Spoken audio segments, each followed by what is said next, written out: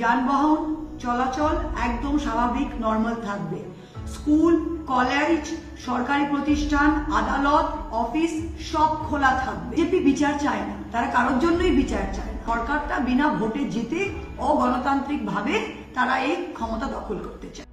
নমস্কার, আমি কৃষ্ণগড়ের সাংসদ মহুয়া মৈত্র বলছি। 27শে আগস্ট সারা বাংলার মানুষ দেখেছে কলকাতার রাজপথে কিভাবে বিজেপির গুন্ডারা ছাত্র সমাজের নাম করে, সভ্য সমাজের নাম করে রাস্তায় বেরিয়ে অরাজকতা এবং বিশৃঙ্খলা তৈরি করে, পুলিশকে পিটিয়ে সরকারি সম্পত্তি নষ্ট করে তারা আজকে বলছে যে তারা আন্দোলন করছে। এই আন্দোলন সফল হয়নি বলে আবার আগামীকাল বাংলার বন্ধ ডেকেছে বিজেপি। বিজেপি বিচার চায় না, তারা কারোর জন্যই বিচার চায় না। তারা শুধু চিফ মিনিস্টার, মুখ্যমন্ত্রীর গদি এবং সরকারটা বিনা ভোটে জিতে অগণতান্ত্রিক ভাবে তারা এই ক্ষমতা দখল করতে চায়। যানবাহন চলাচল একদম স্বাভাবিক নর্মাল থাকবে। স্কুল, কলেজ, সরকারি প্রতিষ্ঠান, আদালত, অফিস সব খোলা থাকবে।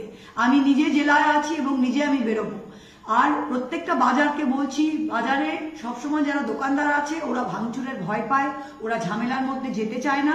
সবাইকে বলছি আপনারা ভয় পাবেন না, সকালবেলা সমস্ত দোকানপাট আপনারা খুলুন, পুলিশ প্রশাসন সহযোগিতা করবে।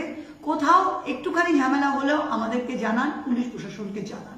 আগামীকাল 28শে আগস্ট ছাত্র দিবস, যেখানে আসল ছাত্ররা, প্রকৃত ছাত্র সমাজ কলকাতার রাজপথে গিয়ে আমাদের প্রতিষ্ঠা দিবস পালন করবে এবং নদিয়া জেলায় আমরা কোনো কেওস অ্যানার্কি হতে দেব না।